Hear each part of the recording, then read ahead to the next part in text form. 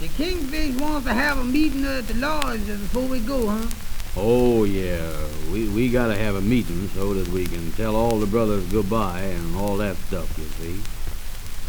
If we gotta make speeches? Well, I might say a few words to the brothers, tell 'em that I hate to leave 'em, but maybe they can find somebody else that can almost take my place. The Kingfish wants us to get the brothers to give him something before he leaves town. Yeah, I don't know where the brother's gonna get no money to buy him nothing, though. That's the trouble. You know, I kinda hate to leave here myself. I figured that Ruby Taylor gonna be at school around New York. I'll be closer to her, but I hate to leave the brothers down at the lodge.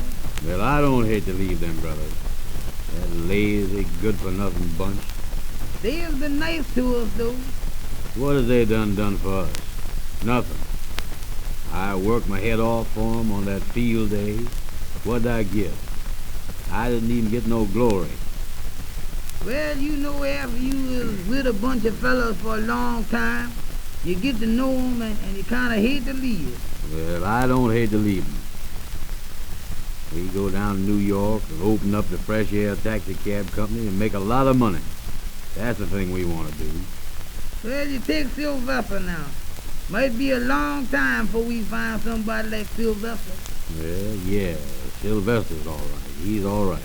He told me that if we get going down there and we could give him a job, he'd come down there and work for us. Oh, as soon as I can get down there and buy up some more taxi cabs, we can give a lot of people jobs. We gonna start off with just one taxi cab, though, ain't we? Yeah, I figured that the best thing to do is to start off with one for the first few days till I can look over the situation. You see, I gotta look at the statistics of New York when I get there. You gotta look at what you say. I say I gotta get some figures on New York City before I can expand the taxi cab company. Well, what kind of figures you gonna get? Well, the first thing I do, I'll put one taxi cab in New York. Then I start figuring. That's when you start figuring, huh? Yeah, I get the population of the town, see how many people is in New York. Then the next thing I do, I figure out how many seats in the taxi cab. Well, you know you can't get but 4 people in there besides me, lest to sit on each other's lap. Well, I say the taxi cab holds 4 people. But there's 200,000 people in New York. 200,000, huh? Yeah, and then I say to myself, I know that all them people can't get in that taxi cab. Then the next thing I do is expand. I get myself some more taxi cabs right quick. Yeah, but we ain't gonna have enough money to get them taxi cabs right quick, is it? How much money is it gonna take down there with us when we go? Take all we got. How much is we got? Well, according to the books here, we got $32, ain't we?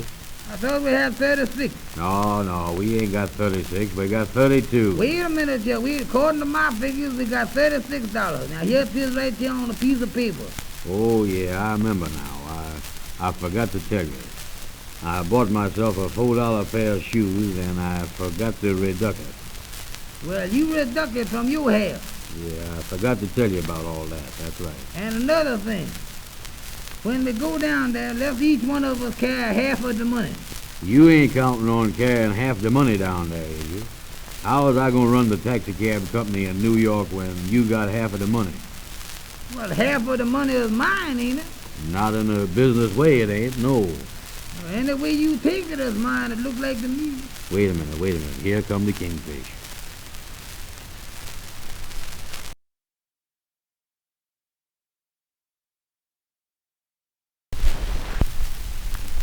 Well, hello there, Kingfish. Hello, Kingfish. Well, boys, you have to excuse me for being a little late. Yeah. I was just down to the bank to settle up some business that I had before I go away.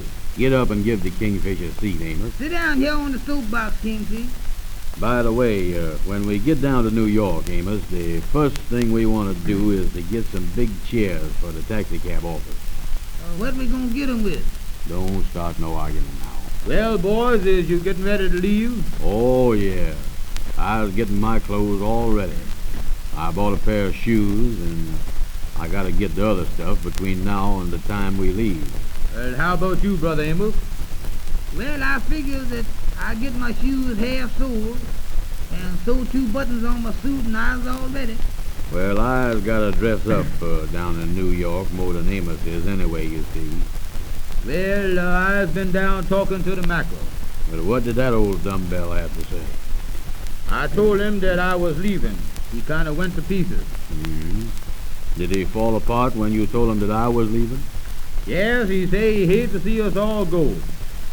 He wants to be the kingfish after I was gone, but I explained to him that it ain't nothing to the job no more. Since the brothers done stopped paying the dues, it ain't nothing. So I don't think he gonna run for the kingfish. Mm-hmm. Well, what about this your farewell meeting you talking about, Kingfish? Well, I figures that we have one meeting before we go. Tell the brothers goodbye so they can wish us bum void. What's that you say, Kingfish? Yeah, what's that bum thing you say there, Kingfish? That's just a expression, you see. When Oh. anybody goes away, their friends always wish them bum void. Yeah. Bum meaning happy and void meaning goodbye or something like that. Oh, sure. And now, boys, one of the most important things at the present time for me is that little present that I talked to you about now. Has you done anything about that yet? What has you done about it, Amos? What has I done about it? I ain't done nothing about it. I told you to take care of that. You heard me say that. You see, boys, it's not the intrinsic value of the little token. Oh, sure. It's the spirit. Oh, you want whiskey? Oh, no, I say it's the spirit of the whole thing, you see. Suppose I could go away from here and just say goodbye to the brothers without getting no present. If the brothers won't act cheap about it, but I can dig up records of other lodges and the head man always gets something when he leaves. Amos, take care of that for the kingfish. Get him something. Well, I'll start talking to some of the brothers about it. Is there any money left in the lodge? No, we cleaned out everything yesterday. You cleaned it out yesterday, huh? I went over the books to make sure that I was leaving a clean slate behind me, you see.